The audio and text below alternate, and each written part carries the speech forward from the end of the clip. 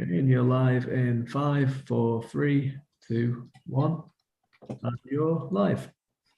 Hello and welcome to a panel on medieval food in fact and fiction, which is hosted by the Glasgow 24 WorldCon events programme. And we're joined today by Anna Smith-Spark and Gillian Polack. So I'm just going to run through some opening remarks about how this works, and then I'll ask our panellists to introduce themselves. So firstly, if you are a webinar attendee, you should put any questions you've got in the Q&A, and we'll take questions at the end after we've run through our discussion. If you're on YouTube, then if you add your questions in the YouTube comments, and then someone will relay them to me and I'll pick them up and ask them to the panelists. If you're live tweeting, the hashtag is hashtag Glasgow 2024, that's 2024. And just to remind everyone of the Glasgow 24 Code of Conduct, which has zero tolerance policy on racism, anti-Semitism, Islamophobia, homophobia, transphobia, and it's a one strike and you're out policy. So we have absolute zero tolerance for any of that sort of thing. So brilliant. So firstly, thank you very much to my panelists for coming in. Could you please introduce yourselves and a little bit about your connection to the topic? I'm going to start with Anna. Hi, I'm Anna Smith-Spark. I'm on Twitter as Queen of Grimdark, and I write, very kind of epic fantasy with a lot of war, a lot of very, very grimdark, very kind of total war fantasy, but Court of Broken Knives, Tower of Living and Dying, House of Sacrifice, and I've got a new book coming out in April, which is called A Woman of the Sword, and I've written some short stories around that as well. My background, why I'm on this panel, I have a BA in classical history, a master's in cultural theory and which was sort of looking at sort of cultural history and theories of culture, and a PhD in English literature, but again looking at a history and kind of readings of history, and in fact sort of constructions of false history in Victorian occult groups.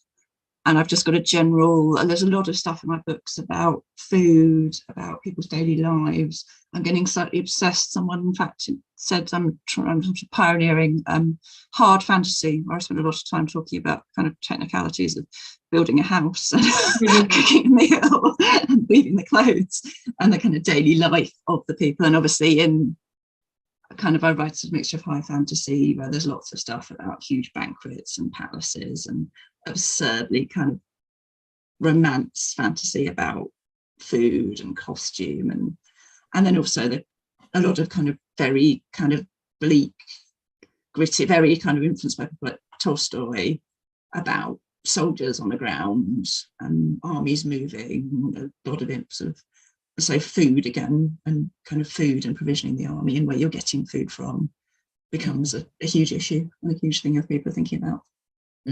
Brilliant, thank you. And Gillian. Hi, I'm Gillian Polack, which you can tell by my label. I love labels. Labels aren't that good for me. So I'm also a writer. I write a mixture of different kinds of speculative fiction. The one that's most relevant to this is a time travel novel that goes back to the Middle Ages. Oh, wow. Set in the south of France. About 10 years after my actual historical expertise, I had to do research for it. I'm afraid I'm a bit of a research addict. I'm a medieval historian. My first PhD was medieval history. My master's was medieval history. I co-wrote this book, and I did the food chapter, folks. I am very much a food historian. I'm also an ethnohistorian. I call it ethnohistorian rather than cultural historian because I was taught in the school of Greg Denning. I was taught by Greg Denning, and it's a slightly different approach, I suspect, because there are different things you focus on. But Anna and I would have overlap in the way we look at the world. What else do you need to know? Oh, I specialize now in culture narrative, how narrative is used to depict culture with a special emphasis on food. That's my current research, especially food and fantasy, but my previous specialist research, so a few years ago, this was published, It's how history is depicted in fiction. I did a bunch of interviews with a bunch of writers. And the reason I'm waving books is it's much easier to explain if I wave a book. So a bunch of interviews with a bunch of writers on, and so I could work out the modalities, how writers put history in, especially medieval history. I was focusing on that because I couldn't be the universal, be there for everyone person. And that research will come up during this talk, this panel. And what else do you need to know? I think we probably crack on, shall we? Unless there's anything else you want to finish your introduction. Well, that I was a professional food history blogger for 3 years, and then I did the complex banquet. So food history comes into my fandom. Beautiful. And very briefly, I'm Kate Towner. I'm a member of the Glasgow 24 World Con promotions team. It's really nice not to have to say the bid anymore, so we can now say we're the World Con. It's very exciting. And I do have an MA in medieval studies, but it was a very long time ago. And I think this is the first thing I've used it for since I got it in 1997. So it's quite an exciting day for me. But I'm looking forward to learning stuff from both of you because I haven't been an active medievalist for a very long time now. So the first question I have is which is a little bit of a cheeky one because this is one of those questions that no two people ever agree on. What do we mean when we say medieval? So firstly, Gillian, what do we mean when we say medieval? So I can speak best from the medieval historian's point of view. It's different things to different disciplines. There's a general view that we have to call it the Middle Ages, but we don't really love calling it the Middle Ages because it was a label that was given in what we now call early modern, and it's pejorative. And it doesn't actually reflect the Middle Ages at all. So we're talking about 1,000-year period, which is often divided into the early Middle Ages, what used to be the Dark Ages, but we know too much for them to be the Dark Ages now. The High Middle Ages, which is the time that's my area. So in fandom, Edward James is an early medievalist. I'm a high medievalist, and a bunch of other people are late medievalists. So late Middle Ages is part of what used to be called the Renaissance. It got divided into. So when the dates when those begin and end depend on what discipline you're in. If you're studying bookkeeping, the Middle Ages finished in the 12th century in Florence, just in Florence. If you're looking at Japanese history, you've got different boundaries. These days we talk about world history, but we change the boundaries so my boundaries are done by language change. When a language changes significantly, that's a period change. So the Middle Ages finished for me with the Great Vowel Shift in the 15th, 16th century, because the English changed, it became modern after that. And so you've got different culture. And since that's what I study, that makes a difference. And the change before that from the High Middle Ages is basically the 13th, 14th century, because that's when you get English is a bit difficult in terms of changing the dates. French is what is used in my area. So you're talking mid 13th century to early 14th century, a change, because that's when you went from an older form of French from Old French to Middle French, technically. So that sounds really complicated. The bottom line is, if you want to know when the Middle Ages is and you're talking to any medievalist, ask them when their Middle Ages are. Yeah, because of course it changes from country to country as well as everything else, doesn't it? Yeah. But I think we're largely focusing on Europe today. But so Anna, would you like to add anything about when is your Middle Ages, to use Gillian's phrase? No, really, I really agree with Gillian. It's such that kind of whole notion of the Middle Ages, this kind of like, there's a wonderful story about Hollywood Film Summer where someone proudly announces, I'm just off to fight a 100 Years' War. And kind of all these people wandering around with that kind of like, gosh, we're in the middle of something. Not quite sure what we're in the middle of, but kind of damsels in pointy hats. So, yeah, we're definitely in the middle. And that it is obviously a completely just a constructed, there's the classical world, then there's this bit where everyone gets medieval on your ass, and then we get rational and modern, which is obviously completely kind of Western, Victorian, intensely difficult, completely unfair. Yeah, the whole notion of, and then medieval, of course, is, I mean, it's Middle Ages. It's kind of it sounds fancy, but that I have to say, actually, as an incurable, so that was my kind of cultural criticism, kind of, there ain't no such thing as the Middle Ages. It's kind of, but with my incurable romantic, in reading fantasy and historical fiction for my whole life, I'm really attached to the terms Dark Ages and my Middle Ages because they're just, they're so romantic. Evocative for you then. Yes, so evocative. They are just, I mean, I cheerfully say, Mussolini in my trilogy it's Dark Age Britain because it's profoundly evocative in the way that saying early medieval or kind of transition period or whatever just sadly is never going to be. And that's interesting because my PhD, the first PhD, was literally 1050 to 1300, so as high of the High Middle Ages as you can get. And I've never been romantic about it. I was studying the Chanson de Geste and the romances and chronicles, and all I was interested in was getting behind and finding out the people. It's just, it is just that impossible Arthurian romance of that kind of. It means I've read every single Arthurian romance in English and French until the early 15th century. But that's when someone says High Middle Ages, it's ladies in hat. It is the evocation of the dams in the hat and the unicorn, the jousting. I'm not disagreeing with you. I don't find them evocative. I don't find them romantic. I find them really important intellectually. We're different people. And I came out of my medieval studies MA with a huge hatred of Mallory. Absolutely huge. I know many people who dislike Mallory. I am one of them. Yeah. I don't hate him anymore. How can you make it so boring? He's a hero for taking other people's work. Yes. Oh well. I could argue I think on my MA people either picked Chaucer or Mallory, and obviously I picked Chaucer, so I'm probably biased. But anyway, so we're here talking about medieval fact and fantasy. So what do we mean when we say medieval fantasy? Because obviously secondary world doesn't follow our history, so it's not exactly a concept that world would necessarily use. So Anna, you spoke about that a little bit with respect to your books, but could you expand a little bit on that? It is that kind of very, it's fantasy which is clearly taking place in a setting which is essentially Western Europe. It is fantasy which is a fairly uncomplicated economic basis. It is fantasy with some kinds of knights or whatever we're going to call them, swords.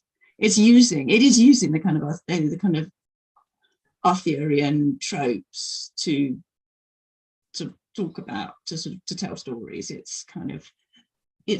To be honest, it's always what I consider, embarrassingly, it's the only thing I consider fantasy. I get very people sort of talk about that. I'm like, wait, fantasy is this really small thing. Which is, a sign of my incredible narrow-mindedness in my life has become now. But so to you, medieval fantasy is for me, medieval epic fantasy is basically the centre and being of my life. And around which I orbit and nothing else exists. But it's simple. I only sort of say, I'm talking about medieval fantasy because that sense of I don't want to feel I'm talking about kind of medieval food and fantasy writing, because I wouldn't feel in any way comfortable talking about other historical periods, other periods at the same time, but in other periods of the world, and indeed the literature being written in many other places. It just wouldn't be remotely appropriate for my total lack of knowledge in any way. So kind of essentially is what I'd seen by medieval fantasy. It's the little bit I know. And you, Gillian, what does medieval fantasy mean to you? I see it from an analytical point of view because it's part of my scholarly area. And Anna, you had the exact right word for it a few minutes ago. It's fantasy that evokes. It doesn't evoke an actual Middle Ages. It's not close to anything historical necessarily. It can be crazy wrong and totally impossible in real life, but evokes that sense of, oh, this is where we want. It's SCA-ishness, where you want the Middle Ages to be perfect, and you have this internal idea of what perfection is. And it can include castles, and it can include knights, it can include feisty princesses. It almost definitely includes monks preserving literature, even and completely ignores anybody else who preserves literature. For example, Jewish population, which will come up several times in my thing, because that's what I'm looking at the moment, is how minority cultures preserve things. So it's not got nothing to do with minority cultures. It's purely Christian. It's where the mainstream community, the rest of the world, gets its Middle Ages from. Very few people know much about the Middle Ages. An awful lot of people know an awful lot about that sense of evocation, that sense of place and time. And it is essentially Arthurian. It's Arthurian fanfic, really, isn't it? That's medieval fantasy. Is that kind of, hey, this is the most wonderful toy books, and I'm going to play it. It isn't only Arthurian. Historically, it also comes from Saints' Tales, which is the biography of the good and great and amazingly magic. It comes from the tales of kings. We subsume it into Arthurian a lot of the time because that's easier. But the reality is that a lot of fantasy novels aren't Arthurian, but still evoke that Middle Ages. Yeah, but it is that kind of, the kings, the knights, the dragons, the fair ladies in distress, and that's what I'm saying is there are a range of things that evoke that feeling. These are the things that evoke it for you. These give you your Middle Ages. There's a different Middle Ages from people who are from the UK and people who are from the colonies. Yeah, absolutely. Different things are evoked. There is overlap. So when you're talking together, it feels as if you're on the same page, but in fact, you're not on the same page. You're thinking about a different sense of history, I guess. So the examples are malleable. The sense of evocation, that's the universal. And I really love that formulation, actually, Gillian, of what's your Middle Ages. I might have to borrow that, because I'm sure it can probably be used more widely for other concepts as well. It's not my formulation. In fact, I know at least 3 people in the audience who also use it, because it's standard for a lot of medieval historians. Shows I've been out of the field too long then, sorry. It also shows that the field's changed drastically. I did my PhD before you did your master's, by the way, but I'm still in the field because of my research. Yes. So we're talking specifically today about food, fact and fantasy. Sorry, I've forgotten the formulation of the topic, but medieval food in fact and fantasy. And Gillian, this is one of, as you said earlier, you've done a lot of research in this area. So firstly, before we get into sort of actual medieval food, what are the functions of food in a story, either in history or fiction? Why is food the truth of the matter is that food and foodways in fiction, I love the alliteration, food and foodways in fiction has about 25 different functions. They have about 25 different functions. So I was looking at 7 books, all by Australian fantasy writers. That was all they had in common. It was they were by Australian fantasy writers. And I got 8 different functions, just not as the complete list of food functions in those books, but there's the 8 that had overlap that kept on repeating. And so they enhance the plot, they underpin the plot, they provide material for the interpretation of a character. They shape time. The shaping time is my favorite, personally. They illuminate the culture of the writer and the setting. They illustrate the differences between characters in one writer, between the colonizers and the colonized, because you could tell who had access to which food, whether they were challenging the system or whether they were part of the impossibility of it. Well, and they show, the biggest thing for me really is that they show what to expect from everyday life in the novel. Food is our way to say, oh, this is how these people live. And the last, but probably the most important to everybody else, is that from the food, you can tell what genre it is. The genre is reflected in the food. You do not have Star Trek food cubes in a medieval fantasy. Unless they're aliens. Yes, and you don't have someone milking a goat in Star Trek. Well, you do, but only in a comic usually. episode. Yes.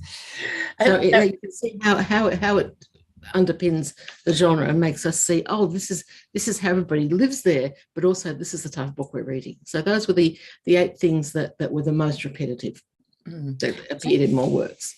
So Anna, as a fiction writer, how do you use food?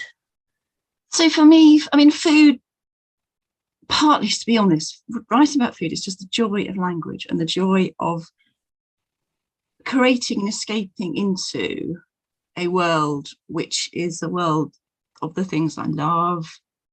It's taking a kind of all fantasy is essentially fanfic. It is taking it's taking the literature and the times and the places that you love and playing around with them, taking the tropes that you love and playing around with them. So the sheer pleasure of creating descriptions of food, which is different to the food experience that you would have in the kind of very mundane 21st century life.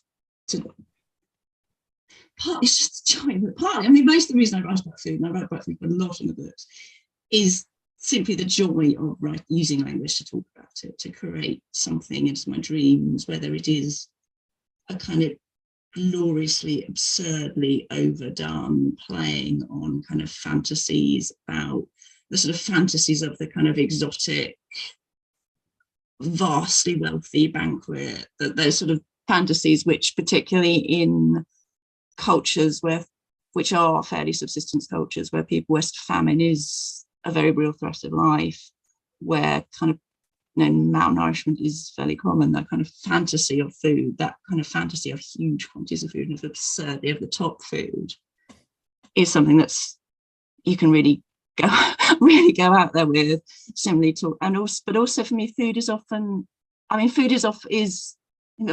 a lot of people would say food is very heavily bound up with love and with families, with friendship groups, with that a group of people, friends or family, sitting down to a meal is a hugely important part of most cultures. So if you're writing a book giving the world any setting, giving the world and the setting any kind of depth and complexity to it, giving the relationships between the characters any kind of depth and complexity to them, then writing in a convincing way about the food that they're eating and the meaning it has for them when they're eating it, or the fact they're not able to eat food, they're not able to share meals together for whatever reason, either because of hunger or because people are far away from them, or because they're in a place where they can't get the particular food that they need, that they want, or they need for that meal. Because it's a huge part of most people's experiences. It is a very meaningful thing for a lot of people. So to write about it in a book, to use sort of, it gives depth and it gives a kind of sense of realism and of greater complexity, and it's just lovely to do. It's lovely to I've been writing A Woman and the Sword. My new book is very much about a woman with children, and to write about a woman and her children and sitting down to eat with her children in terrible circumstances or in pleasurable circumstances was something I found incredibly pleasurable to do, and to do some research to be able to root it in some kind of sense of plausibility that I'm creating, as I said, a world which is early medieval.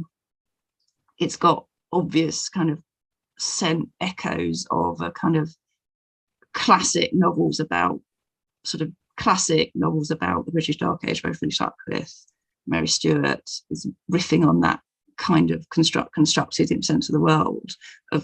So to write fairly possibly realistically, in inverted commas, and of course it can't possibly be realistic, but to try and give it some kind of intellectually convincing to myself sense of what they might be eating and what might be a special dish and what might be a normal kind of thing that they're just eating in a very normal way, gave me a greater depth to the sense of the world. The world had much greater depth to it, that it was very real. It felt more real in my mind. I could see them, I could taste the food in my mouth, so that, you know, so they could taste it, and that. But for reading about food in fantasy novels, it's not done that often, but there's a real pleasure in it, in that sense of the way one reads. I'm really rambling here, but sorry, but I talk a lot about fantasy writing as essentially travel writing in some ways. I read fantasy to travel, to read travel. Same I read travel writing, to go to different places, to travel in my mind. So obviously I want to read about food, because one of the great pleasures of travel is, of course, to experience food. And actually I read restaurant reviews a lot, because it's just so pleasurable to read about food anytime anyway. Even sitting over breakfast eating my cereal is always pleasurable to read about other food. So to read about food, again, fairly convincingly written, in a sense of this is plausible within this meal, is plausible within this world, is one of the great pleasures of life, as far as I'm concerned. That's fascinating, thank you. So slight swerve in terms of topic, but my next question I've got written down, I've got myths and horror stories about medieval food. And Gillian, I know this is something that you feel strongly about, so please tell us about myths and horror stories about medieval food. I had to change the way I taught the myths and horror stories about medieval food, because I taught food history for a bit to the general public through the Australian National University, and then I used one of them. I gave my favourite anecdote to one of my characters in Long Dot Doc, because it was appropriate for her. So I can no longer use my zombie ancestor theory, which is just as well, because it's really offensive to people who are voodoo practitioners. So now I say, when people talk about medieval food as if people are in really stupid ways, for example, you use spices to cover rotting meat, I say, these are your ancestors, not mine. Because a lot of no one drank water. People use spices to cover rotting meat. Peasants never ate meat. There were no, people didn't wild harvest and only ate, I don't know what they only ate, because the number of things that have been pushed out of what people thought other people ate. The food in the Middle Ages was garbage, basically. Mud. It was mud. It wasn't so. It wasn't. It was fabulous. English mud. Is one of the great moments in world food history. It diminished over time because spices were replaced with fats, and so by the Tudor period, the food was less good, but it was still pretty good. The English bad food was basically a 19th century phenomenon based on huge shifting people away from their culture of origin. You move a lot of people who are on the land to the city, don't give them places to cook, they will lose their food ways. So it's backwards attribution. It's saying if the 19th century was the peak of English history, then the Middle Ages must have been really bad. And I get that a lot with people assuming that we love the Middle Ages, but we wouldn't go there because it was so crazy dangerous. When I wouldn't go to the 19th century because it was even crazier dangerous. I'm sticking here, I'm afraid. So the bottom line is, if you think you know something about medieval food and haven't read the best researchers on the topic, you may not know what you think you know. And if you think stupid things about foodways, I will tell you, honestly, it's your ancestors. Mine were not that stupid. So the myths that most annoy you are the ones about rotten food and so on then? I can tell you the most common cause of death for coroner's reports in 13th century south of England was young men travelling, not taking their knives off their belts and stabbing themselves or their best friends. And my favourite story is the one who was riding on a horse. I always tell this one. And he fell off onto his knife, no problems, but he fell off into a pig midden, no problems. Then he got gangrene from everything else. It was not food that killed him. So that doesn't mean that no one died of bad food. People die of food poisoning today, but it wasn't the most common form of death as far as we know. It was a less common form of death, which means people were pretty careful, which means their food was pretty good. And Anna, it's interesting. One of my children is very, very keen on those horrible histories books, which I find really loathsome. But it's actually kind of played up the kind of notion that people in the past ate disgusting food, that there's it's played up partly in that bizarre belief the only way you're going to interest children in history is if you stick in fart jokes or stick in disgusting stuff about kind of rotting, for this kind of image that everyone in the past was eating rotting food and it was disgusting. That notion of gross, that children are only interested in is gross. So you get children interested in things because it's like talking about making the past seem gross, which is, I mean, I guess some children might go for it, but it seems slightly limited and reductionist, and I suspect it's not true. But also, I think there are interesting ways that mainstream, certainly going for in Britain, going and in England, going to English things about English history. One of the ways with I suspect of dealing with the inevitable intense complexity and sense of panic that sort of very nice, well-meaning guides in medieval English buildings and museums such have, talking to, particularly to children, about English history, is to exaggerate the sense in which that kind of sense of the grossness, they're eating disgusting food, they're doing strange things which we're going to tell you are strange and disgusting, rather than, well, people are just doing things that are different because people do different things at different periods of time in different cultures. But rather than trying to have conversations about whiteness, about empire, about colonialism, about constructed stories about England, you fall back on this kind of, we're going to talk about how we're going to sort of do down English people, particularly English elites, by talking about them all eating, weird rotten food and having these weird things, because that is easier. It's a way of not saying, whoa, yay, the English master race.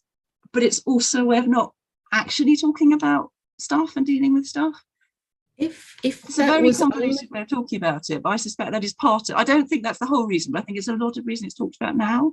I've noticed it a lot of times. We go to places and people want to tell my children about these disgusting medieval banquets and how weird concepts of food hygiene, weird things about, like, oh, they didn't eat vegetables, they thought vegetables were very bad for you. And I think there is something, it's hard to pin down, but there is something that is going on there in terms of trying to find ways of talking about Englishness in very strange ways. That's been well studied, and what the studies tend to say is that it's not about Englishness, it's about medievalness. The bias is saying the Middle Ages were bad. They don't say 18th century food habits were bad, they say 13th century food habits were bad. Yeah, I think in England, the grossness is specific to a period in most cases. It's not a balanced grossness, so it's not telling kids this to gross them out and get them interested in history.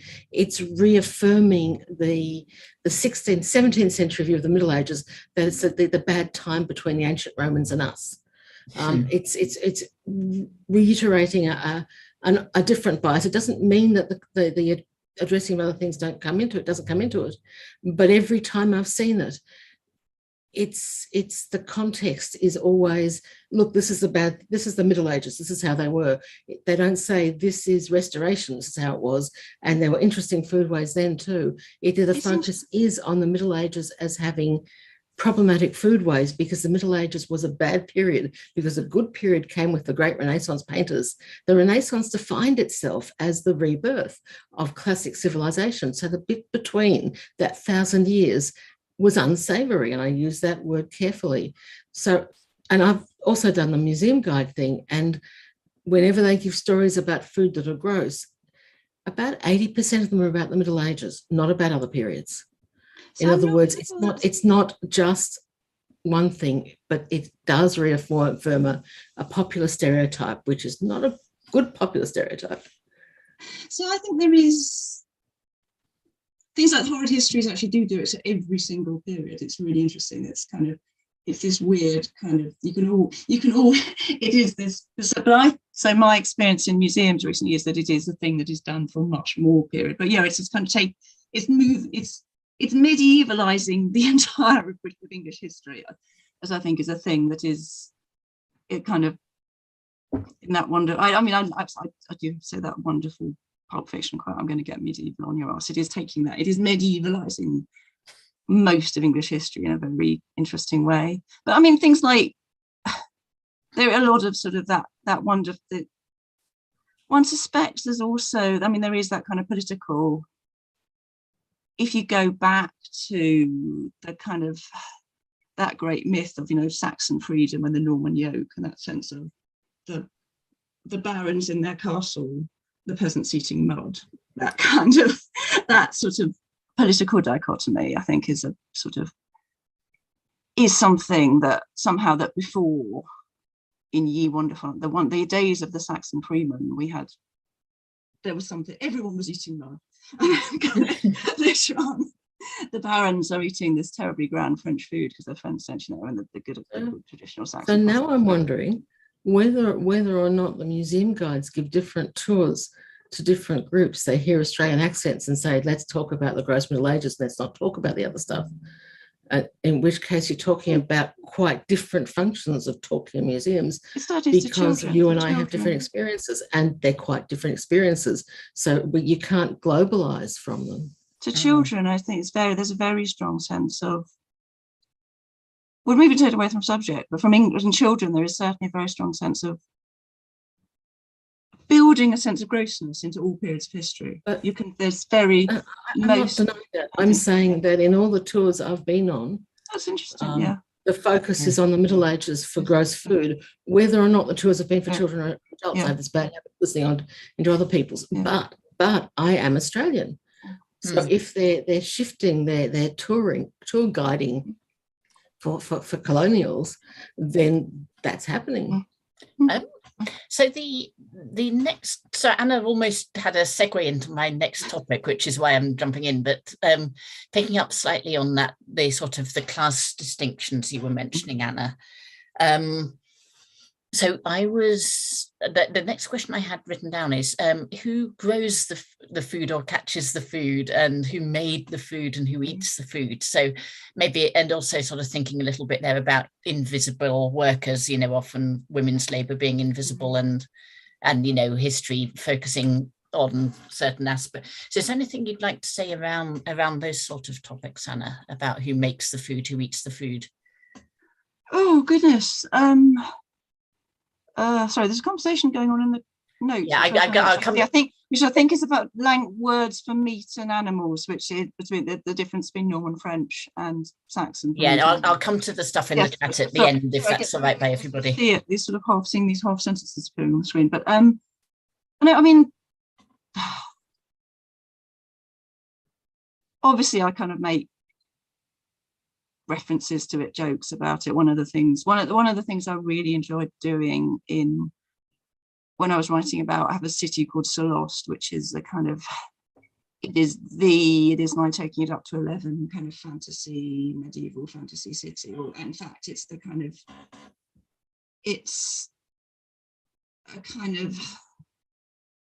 the sort of the fantasy we have about medieval English, well, the fantasy I've grown up with about medieval English people's fantasies about the East. So it's that kind of totally written through so many different layers of romanticizing and fantasizing about those kind of what seem those kind of impossibly exotic, wealthy cities. And I was having a wonderful time writing a banquet, which is partly influenced by sort of Roman, very elaborate Roman banquets, and these kind of notions. So again, the kind of terribly romantic notion that people in England certainly have about Roman imperial banquets and kind of late Roman decadence, and really taking that up to another level, talking about food, and then having people in fact make the very pointed comments about this is a class thing, you know, these are wealthy aristocrats.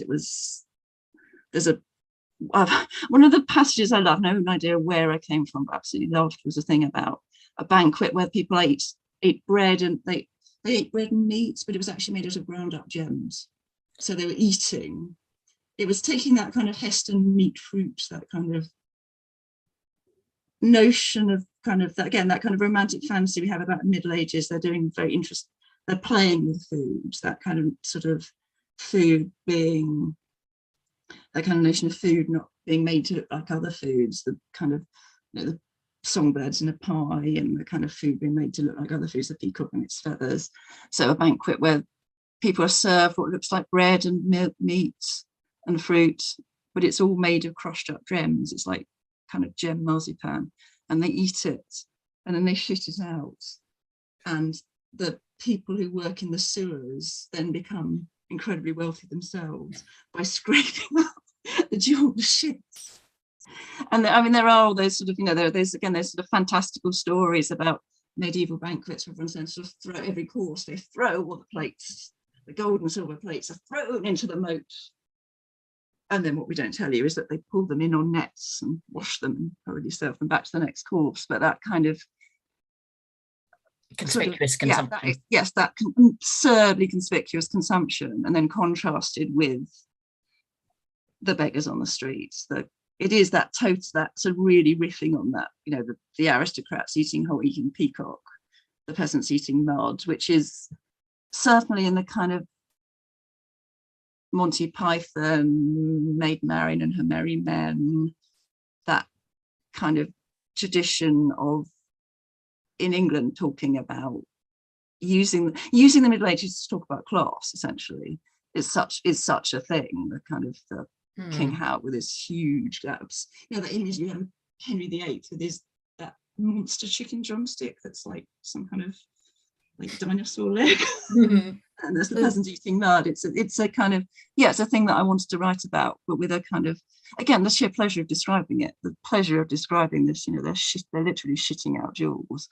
Someone else, the knights or men, are scraping it up and making their money from it. And then the kind of, there's a thing in Grimdark as well, writing about really disgusting food, the eating mud version of it, the peasants are eating gristle and that kind of, and turnips and nut and the beer being disgusting. Everything is just disgusting.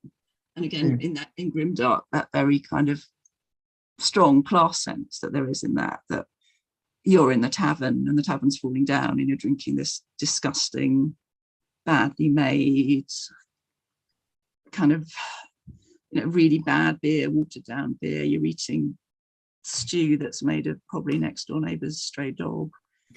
Versus kind of, again, the kind of the awareness of what the wealthy are eating. And so we're back at sort of evocativeness again then, aren't we? Can I address that for a second? Of course, yeah. The evocativeness, the actual historicity of this kind of food. Petronius Arbiter is the famous person who had the impossible banquet. So it's historically, it came into our culture from late Roman. It was never medieval. And in early modern period, it was reinvented as a Christian thing. There was this famous, about the time of Henry VIII, so not medieval, post-medieval, but not long post-medieval, enough so that people will tangle things. There was this very famous banquet that a bunch of nuns put on for a pope. And it was the most superb feast he had ever seen, is what the story says. He ate for hours of all the food imaginable. And at the end of it, he wasn't full. It turned out that all the food was made of jelly, and it was a teaching method to point out the falsity of worldly stuff. So the revival of the Roman culture, Roman and Greek culture, the neoclassic, pre-neoclassic, the early modern assumption of the classical things brought that concept into early modern. It wasn't medieval. It is not in medieval literature. So from your it's a little bit is in occasional things. It's not a standard trope. It's not food has got quite different functions in the actual Middle Ages. So from your research then, Gillian, so who was actually making the food and catching the food and eating the food? I know it's a very wide generalization, but go. But the only people who didn't cook for themselves were the aristocracy and the middle classes. And people say they weren't middle classes, but that's another argument for another day. Our society owes a lot of its cultural fabric to the Middle Ages. So if you're the sort of person who cooks for yourself, you might have been that sort of person in the Middle Ages. It isn't just a peasant versus aristocracy thing, because it wasn't that kind of society. There were minorities, for example, Jews, for example, Muslims, for example, pagans, because quite a few countries still had pagan groups, and Norway still does. They've never lost some of their pagan culture. So you can't say that everything was Christian. You can't use the Christian division of society into three classes as a way of saying, but this is who makes food. You've got to look at each household and how the household is run. If you look at a household, you know who does the cooking, you know how food is eaten.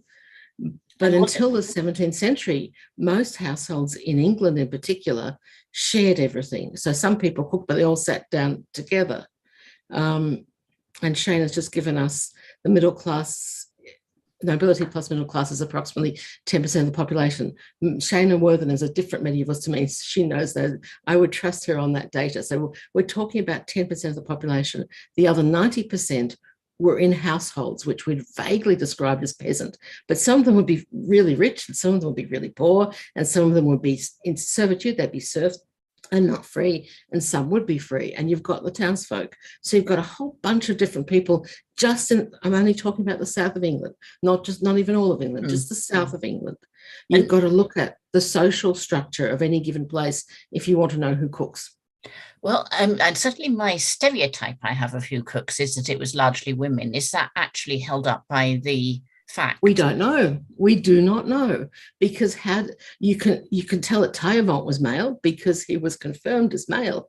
Taillevent was the cook who was so important. One of the earlier celebrity chefs. He had his own shield with cauldrons on it. And we have his cookbooks, so we know he was definitely male, and he cooked for kings, but he cooked. But we don't know the gender of non-named cooks. Of sort of household cooks, as you might say. Of 99.999% of cooks, we do not know what gender they were. So the assumption that they're male or female is kind of a big assumption.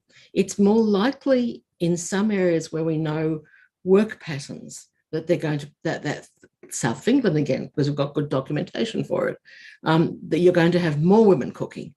But we do not know for certain how many women cooked compared with how many men. We don't know how people saw gender. We only know how we attribute gender. So we don't know if there is anybody who's not male or female, not binary, and if all the people who were non-binary became cooks. This is technically possible. We do not know, because a lot of those groups don't produce research documents for that, researchable documents for that kind of work. They only appear when they come up for trial, basically. So we know Taillevent because he was a king's chef and very famous. He appears in all kinds of popular literature in the present because he was so very famous, and he was French. So French chef, yeah, great. But that doesn't give us any indication of other people. And anybody who assumes it does needs to give me the evidence that they've got, because I haven't seen it in sources. I haven't seen people demarcated. I've seen a few men demarcated as cooks. I've seen a few women. And I haven't enough evidence to show what. And it just occurs to me that presumably in monasteries it was the monks who cooked. So that must be another. No, not necessarily. They had servants they could come have in. Servants. Yeah. So it depends on the type of monastery, on what oath they took and what things they did. If it was one of the branches of Christianity where everyone was expected to be humble and do groundwork and plough, and yes, they might cook. But if it was a Swiss monastery, we know that. So the Fountains Abbey, lovely Cistercian monastery, there was a whole separate area for the cooks. They were not monks. They were probably men, because Cistercians would have had an all-male or mostly male. You keep women out of things so they don't corrupt you. But so we know that about the Cistercians, but no, the monks didn't cook in that monastery. They didn't even, the cooks didn't even come near the monks. There was a door with a platter thing, and the monk, the servants for the monks collected the food from like a lazy Susan, collected the food from that and walked it to the monks, so that the cooks never even came near the monks. Brilliant. And you mentioned your research into Jewish and Muslim and so on people in medieval Jewish, times. not Muslim. I don't have the languages to research Islam, which is a great disappointment to me, but there's a limited number of languages one can have, I guess. Of course, yes. So what does your research on Jewish food in particular tell us? I have books I prepared earlier. I have four. I grabbed, because I suspected this question might come up, I grabbed the most useful 4 books from my library. Let's start off with the person who knows most about Jewish food in the Western Middle Ages is John Cooper, and this is the book, Eat and Be Satisfied. And you've only got a couple of chapters on the Middle Ages, but that's the summation of the research as it was until about 20, 30 years ago. Jewish food in the Middle Ages has been downgraded research-wise because the focus is the Middle Ages were Christian. There can't have been Jews, even when, so in some parts of the south of France, Jews were 30% of the population, but they can't have been Jews. So John Cooper is the first place you go if you want to find out what sources were known to the major scholars some years ago. Then you've got the everyday source that everyone Jewish has, which is a Haggadah, which was used word for word in the Middle Ages. So we know not a lot about what Jews ate at festivals. So what did they eat at festivals? Well, it depends on where you live. If you're in the south of France for Jewish New Year, you had white food. If you were in Spain for Passover, you had unleavened bread that was that thick, literally, that's the exact measurement. It wasn't what they ate, it was you have to look at the exact place and exact time and ask what this group ate then. So your ancestors didn't eat the same food that you eat today, right? Yeah. Why should mine? No, I was all Jews curious. eat the same food? So Christians have and Jews have one thing in common. We have a regulated calendar with food attached to it. So you can tell the days that most Christians will not eat meat if they're fast days in that region at that moment. And when the church universalized a bit, they were fast days for the whole of Catholicism. But that happened during the Middle Ages. So don't apply generalities to Jews when there wasn't as much cultural uniformity, because we belong to the country, not to the... I do not eat English food every day. I eat Australian food every day. There is overlap, but I don't eat pork and stuff because, yes, I'm Jewish. Yes. So you can't assume. So let me show you my 2 other books because they're fun. This is not about the Middle Ages, but it's work that's being done to find out Jewish culture. So that's only just beginning. There was a sense of all Jews are universal Jews, which is a terribly bigoted thing, but it's the way history was approached until really recently. Now it's saying, but what about this group? What about that group? And we have a Jewish cookbook from the late Middle Ages. Oh, cool. Would you like to see a translation of it? Go on. Nostradamus was converted to Christianity for career purposes. He was brought up Jewish and he wrote a cookbook. So that is our only, as far as I know, that is our only Jewish medieval cookbook. Well, that's really cool there. And that is the Nostradamus. Yeah. So just moving us on in the interest of time, sorry, but so the next question I've written down, which I think I'll go to Anna on this one, is where did you get those potatoes? Which is more of a general question about does it matter about being realistic or sort of plausible, or to what extent should we be going for realism in writing fantasy food, and to what extent are we just purely going for vibes? Oh, so the potato thing is one of those things that really, it's just funny, and it really just, yeah. And what's interesting is the foods that people feel they have to make a name up for. So you have all those variations on cath, queth, cough, queth, a bitter black drink, because for some reason you can't say coffee.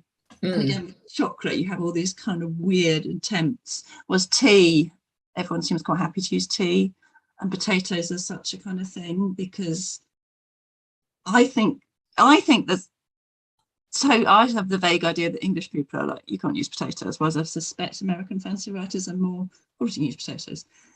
And there's a really, bizarrely, one of the things that really, really, really irritates me about the Kushil books is a little bit where they're sitting having some, so they're set in a kind of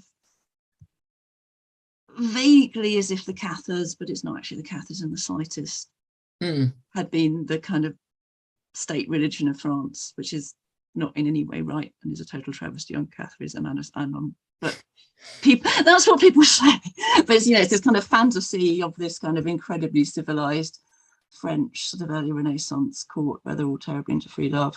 And there's this little scene where they eat mashed potatoes, and that almost the one thing that really bugs me about that book, even though I'm quite happy to accept the potatoes in the Lord of the Rings, and it's just one of those bizarre things, but it's just really funny the things that you have to make up the name for and things you don't. So beef and beer and wine and bread are all fine, but coffee you have to have a funny name for. Tea is usually fine, and I suspect that obviously comes from Tolkien as well. I think the tea is fine and potatoes are fine, but coffee and chocolate are things. Chocolate is really yes. Coffee and chocolate are a thing that, because they're later, I think, because there's a sense of kind of you have to make up.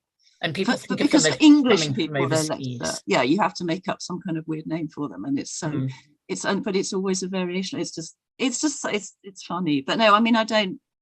You notice how many times, so Narnia, they eat potatoes. There's that lovely scene with the beavers where they have the fish and the potatoes. Yeah. And the Lord of the Rings, all the kind of wonderful potatoes. And it's the kind of food doesn't bother me. In fact, that kind of sense of if it's growing, it's that kind of notion. This is a made up world. Apart from this one little thing with mashed potato and Cushion and the Cushion books, I have no idea why that gets to me quite so much. But no, I just, as long as the world is convincing, and it is that sense again of giving people something that is extraordinary, but also something that is rooted in experience, like the tea. I mean, tea, the notion of the soldiers having tea, which again is, I suspect, certainly from in England, it is that kind of rooted in, tea is such a kind of rooted part of experience, but also the squaddies having tea, the tea, the mug of tea in the trenches or whatever, that kind of sense of, tea being associated with common soldiers and with the kind of one of the small comforts of this kind of, that sort of, you can encapsulate the horrific experience of soldiery by in fact talking about people sitting around the fire having a brew, and it works, and you can project it back.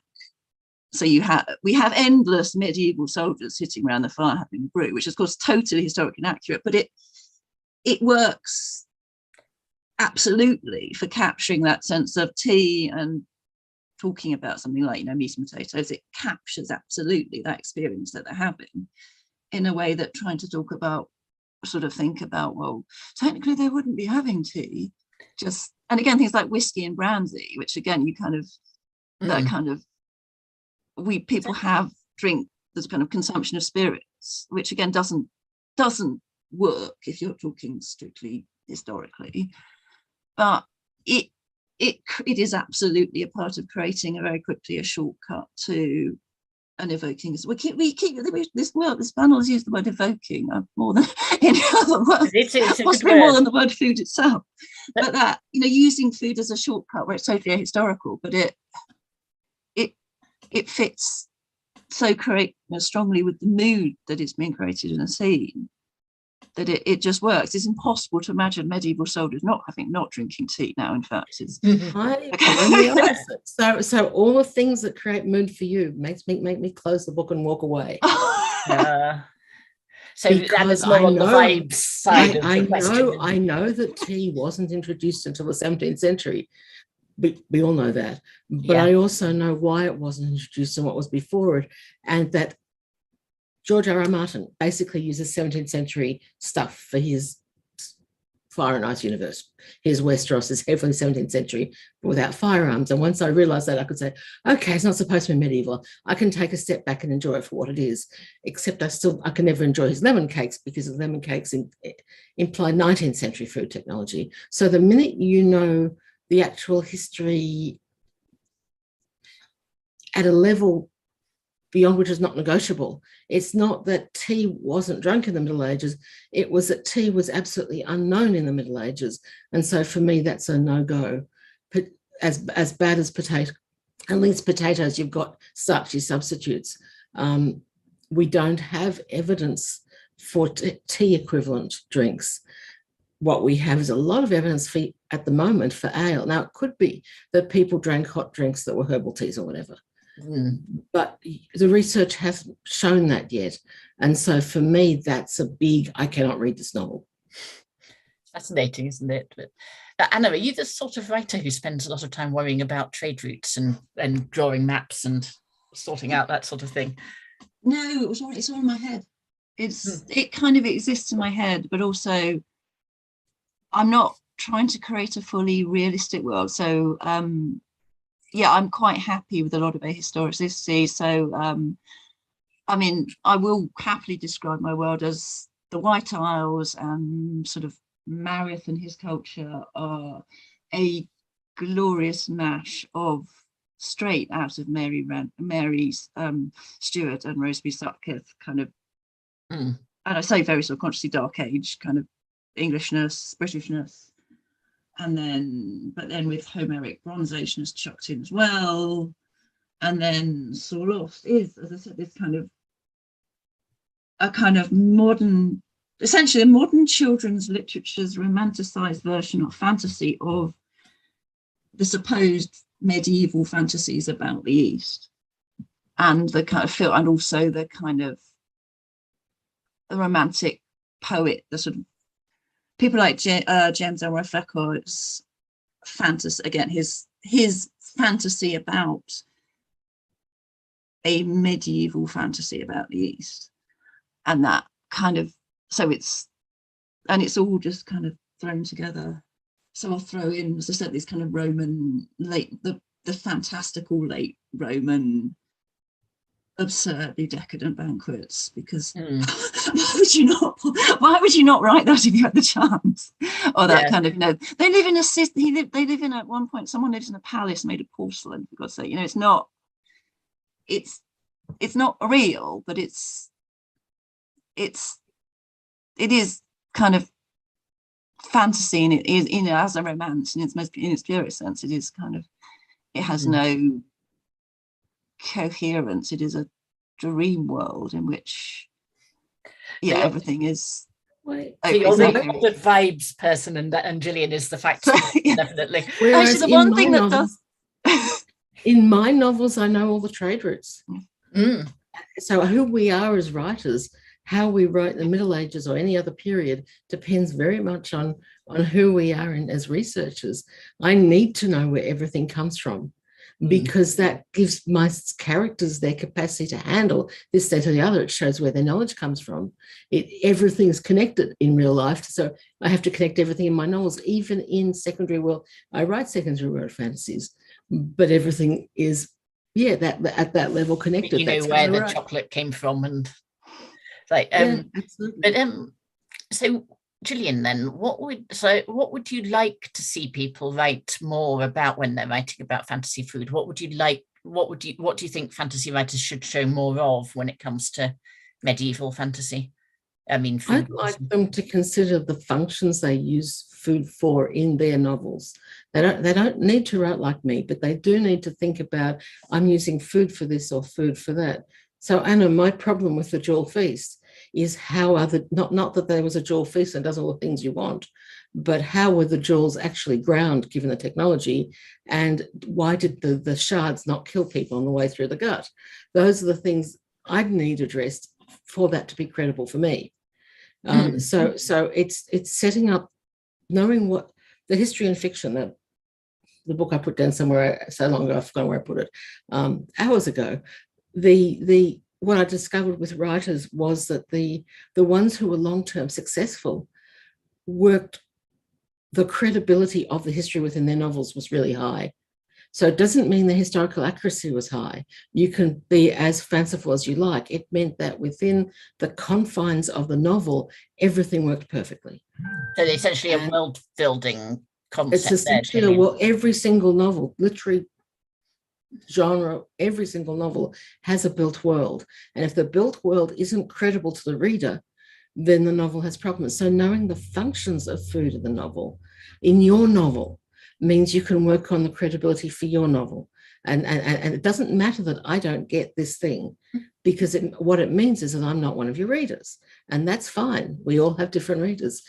And so what I want is for novelists to achieve ultimate credibility for the food in their novels. And the ultimate credibility may mean no mentions of food at all. It may mean sumptuous banquets, but it has to work within that world and within that novel and fulfill the functions you need food to fill for that particular subgenre. That's good writing to me. It's not whether I like this or whether I don't like this. It's whether it's well done within its covers. And same question to you, Anna. What would you like to see on the plate in fantasy?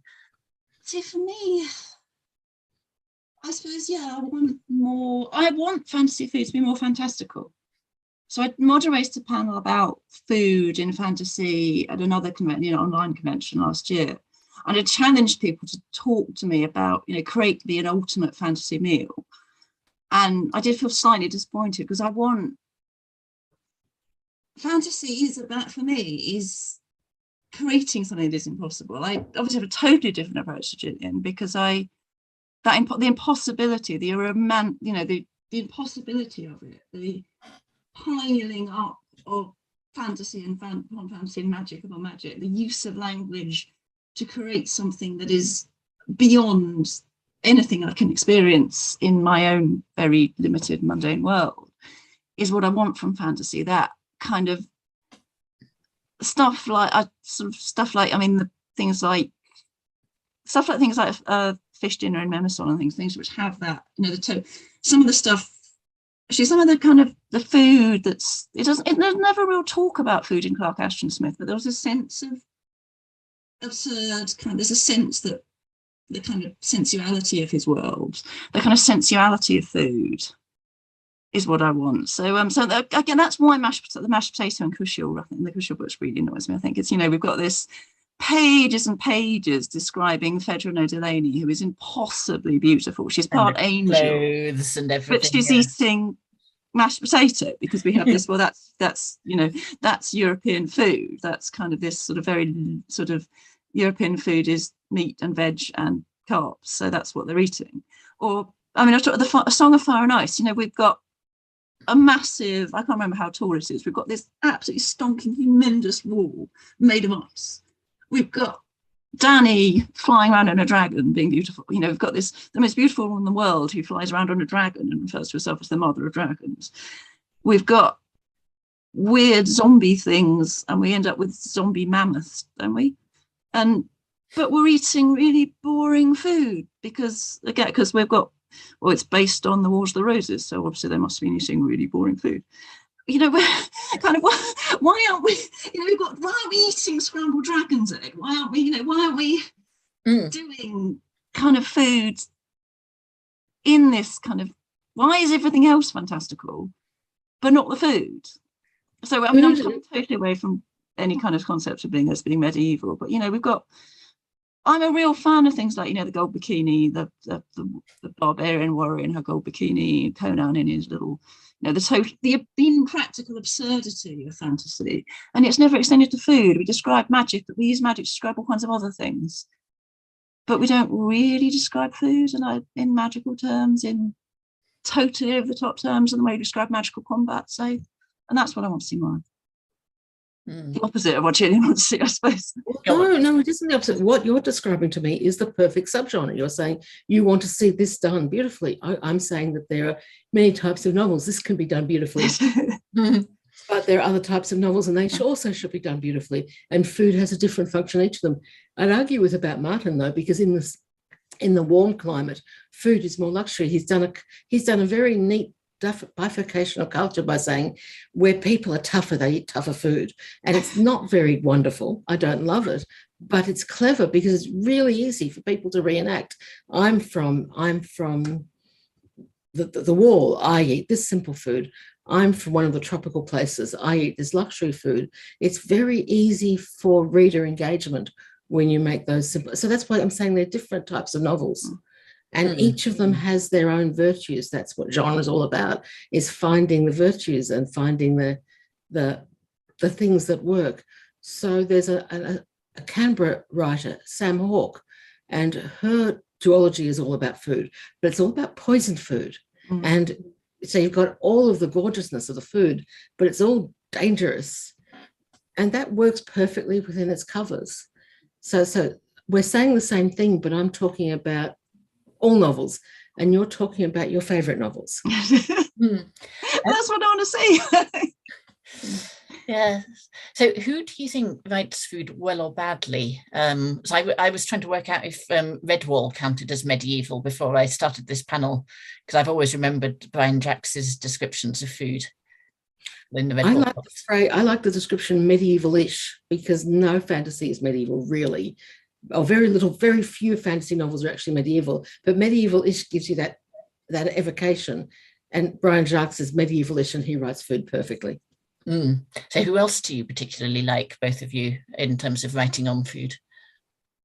It is a lot of this thing in a lot of children's literature, that a lot of classic children's fantasy. I was thinking about thinking about Redwall earlier. Someone mentioned Redwall. I said to people, what's their favourite food scenes in sort of medievalish fantasy, and Redwall was mentioned immediately. That a lot of classic children's fantasy has it gets that kind of emphasis on the bucolic pastoral. It's that bread and milk and butter and honey, and again that kind of, it's absolutely iconic in the scene with the beavers on the beavers dam in The Lion, the Witch, the Wardrobe, where the children are given their first meal in Narnia.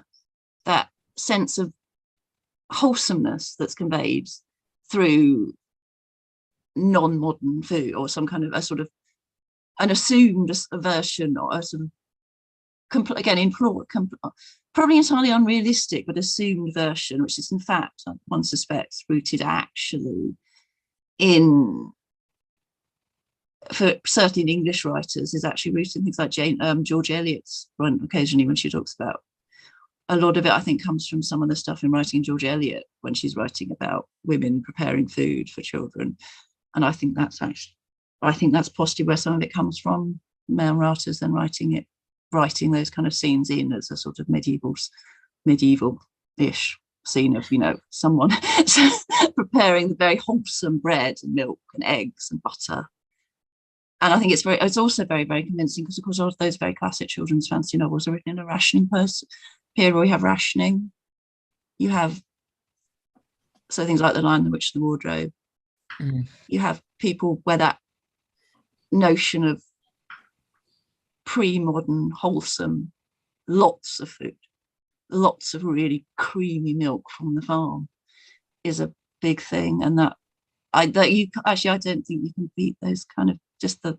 So this is a very English approach. A lot of colonial writing, as in Australia, New Zealand, Canadian, and even American, that I don't like to admit to having been a colony once, also thinks of wholesome as Southern English. If you think about the things you described, they're all Southern English, Southern English cooking. So that's a cultural format that says that the south of England is wholesome and good. Let us return to it for our comfort food. And that's very strong in fantasy. And except almost as strong as stew used to be before Diana Wynne Jones pierced that particular bubble. It's really important, because I was taught the Billabong books use that too, and the Billabong books are very much Australian childhood stuff. And because it's so prevalent in our childhood books, our childhood fantasies, everything from Swallows and Amazon to the Narnia books, it influences our adult reading. And so Southern English food is seen as wholesome, which doesn't open many doors for other foods. So there are a lot of books currently being written that are set in medieval Japan, and that basically leave out the food, because the food doesn't work for medieval fantasy, because it's not that wholesome Southern English. Unless it's that you have something barbaric, like feeding something strange to someone. This is not a universal. There are writers who break that mold. And this is why I like to see, I think it's very important that English writers retain that in your roots. I think it's very important the rest of us say, but there are other foods that we can use that have equal import. That's why I want to see each book looked at by the writer according to their needs. If they're celebrating ancestral culture, and the ancestral culture is the south of England, then you absolutely need that in it. It may not be medieval, it might be 19th century, but that's still what you put in it. If you're celebrating coming from China, you don't really want milk, and the bread will be a different bread, and rice will be more important. So this is what I think I would like fantasy to cover: more types of food and more complex cultures, because that means we all get comfort reading. You don't have to come from one little corner of the world to find English language fantasy comforting. And food does tend to favour not even Northern English cooking. It's really tough from someone from York to find as much comfort food as someone from Essex. I really have a strong... I've been really thinking about this the last couple of days, because people were talking a lot about this. It was the children's food that came up again and again. It was the food, the milk and the bread and the eggs and the honey in classic English children's fantasy novels came up again and again. And I actually had this sudden, can you trace it all back to Middlemarch and the farm life in, I can't, for the life of me, I can't remember their name. It goes back earlier than that. But it's that wonderful. Those foodways go back to 18th century English literature. They appear then as comforting. And Middlemarch later. Yeah, so that scene in Middlemarch wrote it splendidly. Middlemarch gave us a template, and that's the template. Yes, and but it comes predates through. the actual foodways of putting that food culture in this kind of book. Predates it. It goes back to the second half of the 18th century from memory, but don't quote me on that because I've seen it in 17th century stuff. So before we go to the audience questions, I do have one final question from me. So could you, each of you, give an example of a fantasy banquet that you would love to go to and a fantasy banquet that you really, really do not want to go to? Anna, start with you. Which one would you love to go to and which one would you stay far away from? Oh, goodness. Oh, my God. I would love to have gone to my banquet in Solos where they eat food made out of jewels, because, it was kind of, there is stuff, there's kind of, even in Solos, it's a dream. There's stuff about it being, it probably didn't happen. It's a thing that it's something that kind of obsesses me. It's a sort of an image that I just became quite slightly obsessed with. And this just kind of, it's absolutely grotesque, but also there is something just kind of, and it's presented as it was a beautiful thing. It's presented it was a beautiful thing at the time. It is, despite that it's got this grotesqueness, it's sort of talking about it in terms of having everyone enjoy themselves. It was just kind of, and then there was this added after effect, but also the kind of, yes, obviously it's presented with the grotesqueness, but it was just, that was my kind of absolute ultimate, just kind of top that. And it was. And where do you not want to go then? Yes. Oh, where do I not want to go? Oh my goodness. God.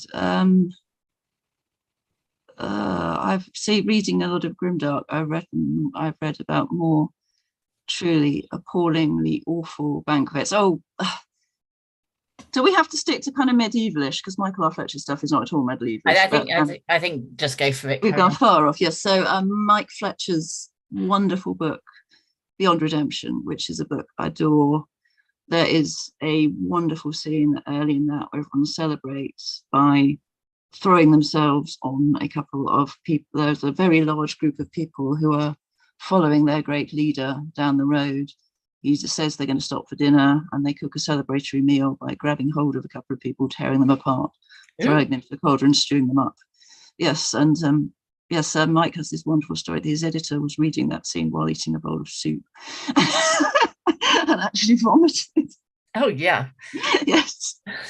But they all do it with great joy and happiness, because that's just what they eat. They're all under a kind of delusion. It's all they are kind of affected by someone that they're not perhaps completely in control of their own minds, but it's just they're all very happily doing it. They just turn on a couple of their friends, cook them up and eat, and everyone eats them, and that's. Oh, thank you. I'm not a Grimdark reader, and this is part of why.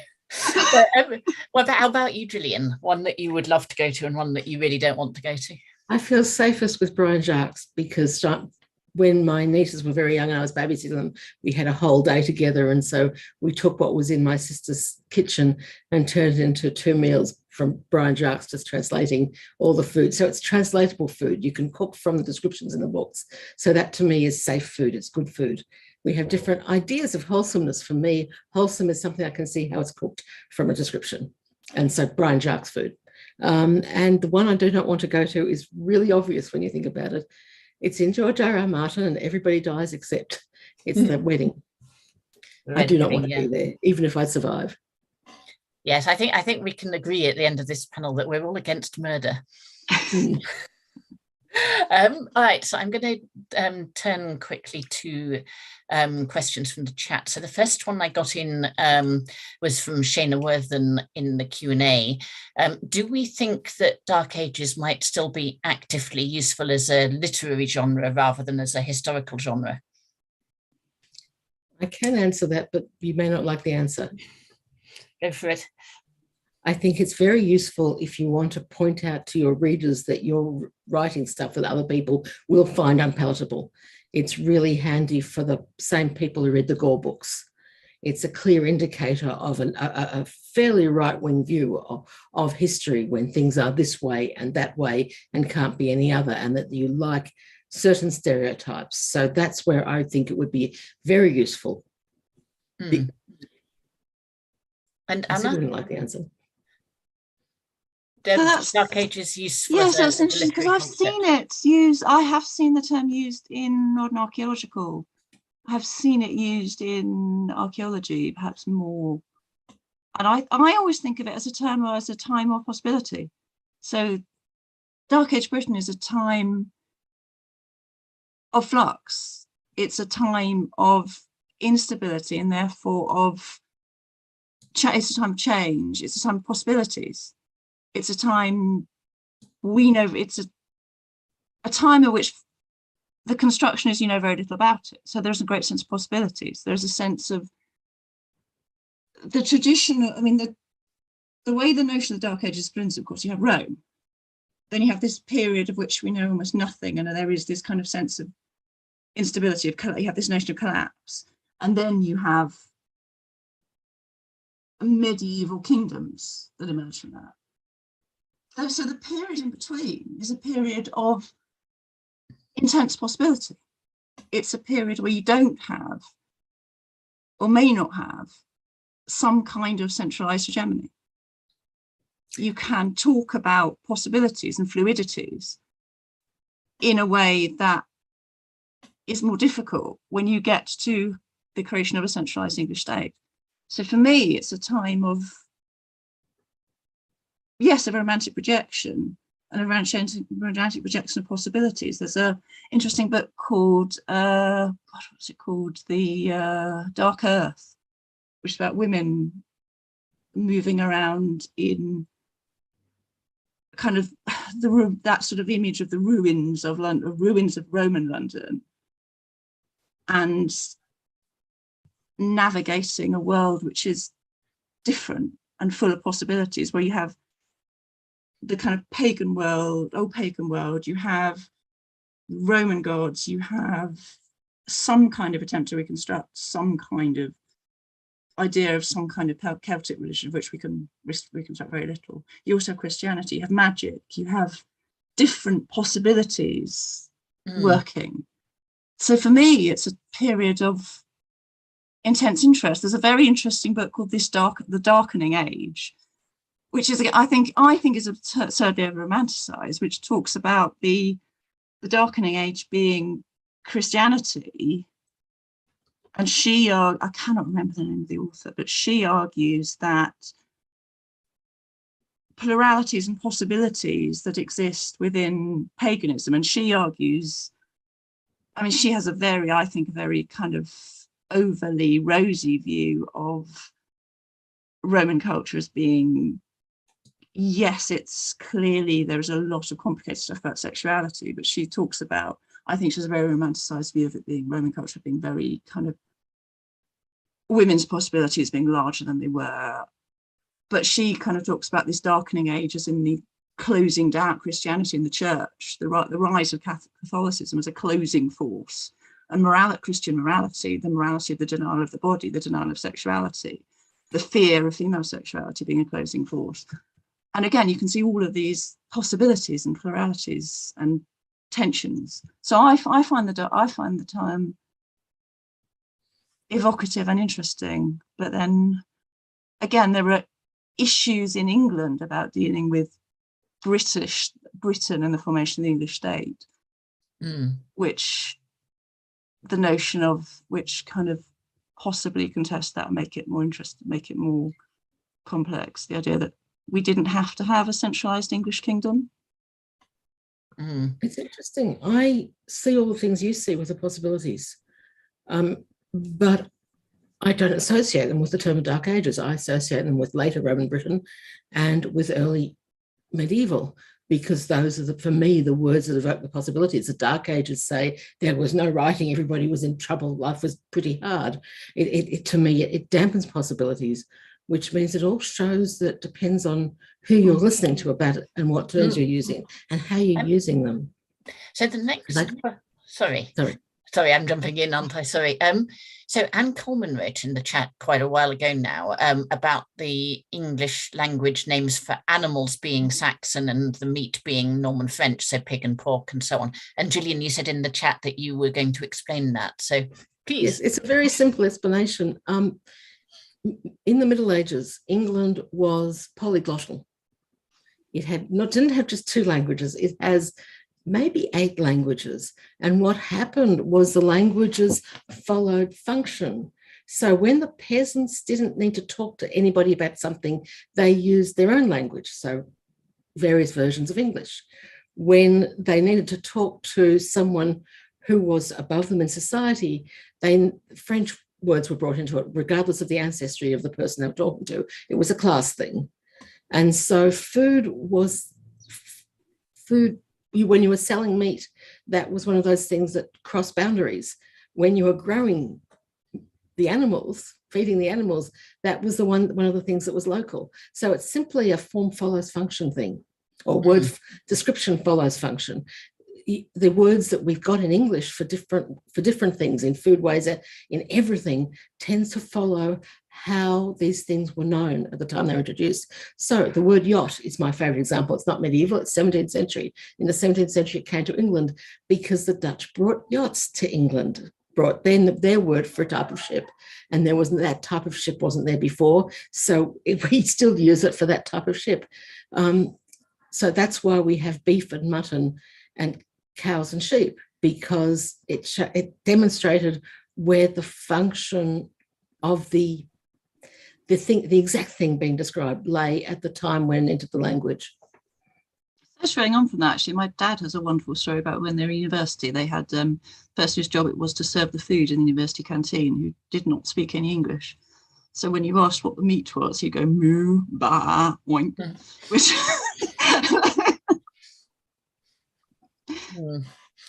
Now, looking through the chat, so this one isn't exactly a question as such, but it's an interesting point. So this is from Anne Coleman. Apparently the oldest reference to food in Gaelic Scottish is a Gaelic, sorry, I'm going to pronounce this wrong now, I'm scaring myself, but Gaelic walking song or woking song, where at the end of the day, a poor man's house contained the head and bones of fish, and the house of a nobleman contained the head and hooves of deer, showing how much better off the nobleman was. But it wasn't, apparently this wasn't a suggestion that either type of food was bad. It was just a reference to how expensive the type of food was. I don't know if either of you has any comments on that. Of course I have comments, but Anna, do you want to go first? Oh, well, I was actually just going to say that was making me think of a account I was reading of a notion of, the notion of different food for different personality types. So the notion that the peasantry are working the soil. The soil is quite cold and damp, or it certainly is in most of England, which is where the story comes from. So they need to eat their personality of cold and damp. So they need to eat cold and damp foods like turnips and kind of, well as the king is it's hot and burning. He's consumed with heat and power. So he needs to eat hot foods, burning hot foods like red wine and venison. And we're not saying one is better than the other. We're just saying that people's different personality types is very important. So is that sanguine and phlegmatic and so on? Personality types? Yes, it's a similar thing. But yes, it's just very important that persons eat turnips, because if he drinks red wine and eats venison, he will only cease to be cold and wet, and then he will die. And yes, but if we're not saying turnips and venison, turnips are worse than venison. We're just saying it's different. So I want to tell you my Albertus Magnus joke, but I will leave that because the evidence for the fish thing is folk culture evidence. And that's one of my favorite things, is how do you find out how people describe themselves? And it's one of our best, when you can find these things and evaluate them, it gives you far more insight into food and food ways than a cookbook, because the cookbook follows a certain thing. So I'm going to wave a book that's no use to you because it's actually the wrong book because I couldn't find the right one. It's French popular verse from the 12th and 13th centuries. And the two poems I wanted, I couldn't find the right book, but there's one which is a wine battle, which I translated online. So it's somewhere on the interwebs, where all these types of wine fought the other at the king's table, literally fought. And they retired drunk, some of them. And the other one is a set of sayings, which were basically street cries. So we've got the complete list of the best known street cries in Paris in the 13th century, and most of them are about food. So we know what everyday Parisians bought for their takeaway. When they want an instant pastry, we know what sort of pastry they got. Whereas the equivalent cookbooks, which are a little bit later, but not impossibly so, tell us what this household cooked in their home, or what they wanted to cook, what they idealized.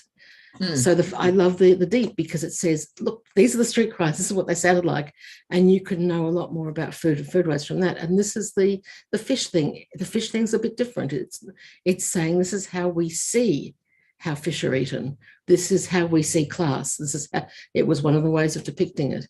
And this is amazingly powerful stuff for writers, because if you can know what the folk literature is and the popular stuff is on the streets, then you can depict your whole society by having someone walk down the street and hear the cries. Thank you. So I'm just looking through the rest of the chat. So we've got a lot of discussion, and we've got appreciation for Anna's impression of Sam Gamgee. So thank you, Anna. And we've got discussion about whether hobbits are actually from New Zealand, although I think probably I'm going to speak up for the book ahead of the film and say that no, hobbits are definitely English, but I don't think we've got that many more questions in the chat. Does either of you have any sort of closing remarks, any thoughts that have come out of this discussion that you'd like to end with? I have 3 books I haven't shown you. There were things that I thought would come up in the discussion, so I grabbed the books from because I didn't want to forget them. One was that normally people say, but how do I know what people cooked and how can I cook it myself? And I sent people to one particular cookbook because it's the best for popular use. It's well researched, it's well thought out, and it's gorgeous food. So if you want to cook Southern English medieval food and know what your characters ate before writing it, I tell people cook the food. Yeah, because I cook the food. We all do the thing. We all want everybody to do the thing we do ourselves. And another is that there's a truckload of research which doesn't make it to the public. And I grabbed an older book, but it's one of my favorite ones. It doesn't make it to the public because it's not in English, but this has one chapter which is to die for, which is a structural analysis of all the evidence we have for how courses were put together, how food was put together for the table of the elite. So we know what was served and when and with what other food, which is a writer's dream.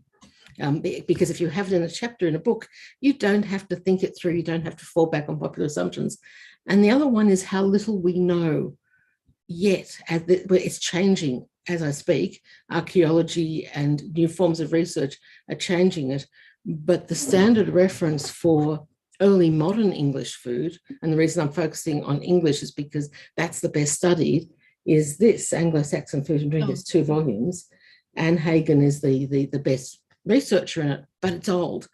And archaeology has changed so much, we know a lot more. We know, for example, that peasants ate meat, surprise, surprise, because of a nice archaeological discovery at the bottom of a cooking pan. So anything before the 13th century is at the moment being renewed, and major insights are being found.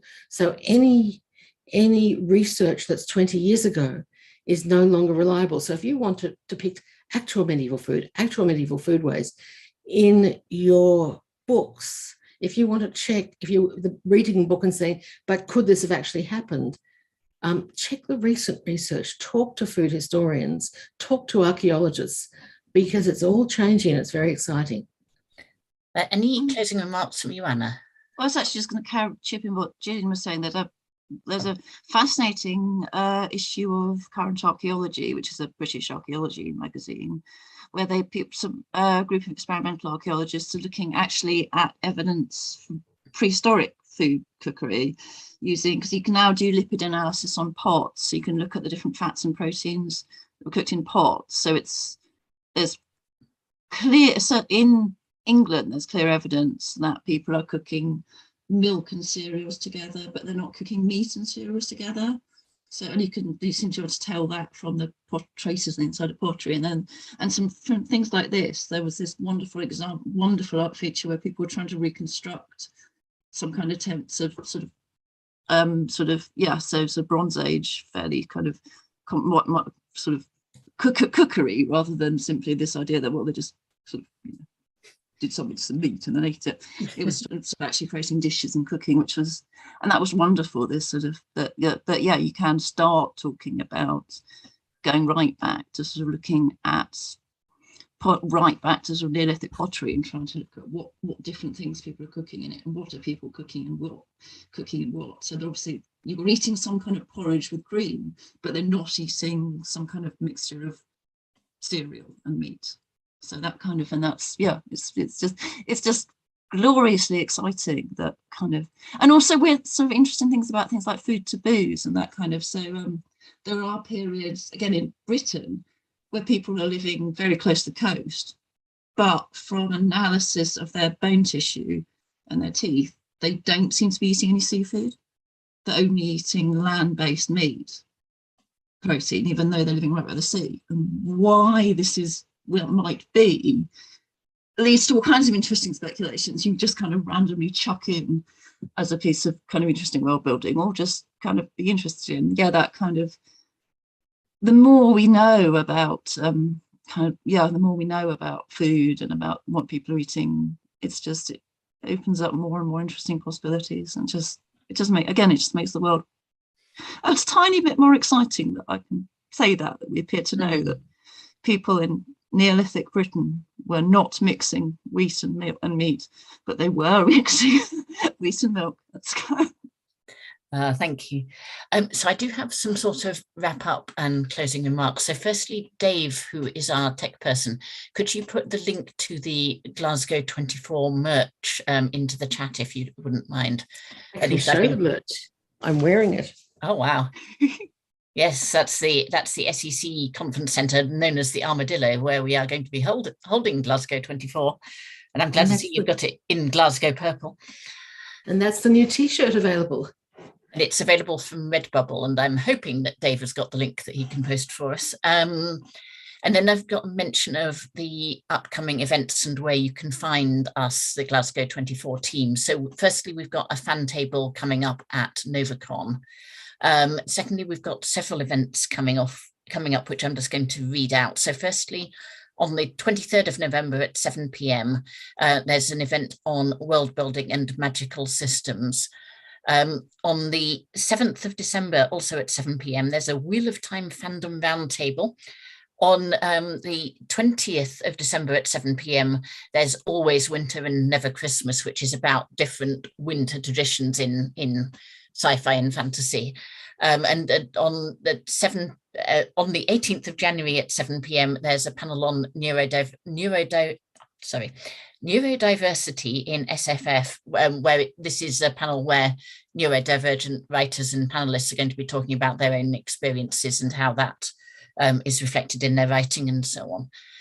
So I think those are our next upcoming events. Obviously, you can follow us on social media on Twitter and Instagram and so on. And we have a hashtag, which I believe is Glasgow, hashtag Glasgow 2024. And so before I wrap up then, so just to say, firstly, thank you to the panelists, Anna Smith-Spark and Gillian Polack. So thank you very much for a really fascinating discussion. And secondly, thank you to our tech person, Dave, who has been running the tech and saving me. So apparently the date for the Wheel of Time is now the 8th of whatever month I said. I did say the 8th. I thought I said the 8th. Sorry. Yes, the Wheel of Time is on the 8th of December. Sorry about any confusion there. So thank you very much, everybody. And I hope you've all enjoyed the discussion. And thanks in particular to our panelists.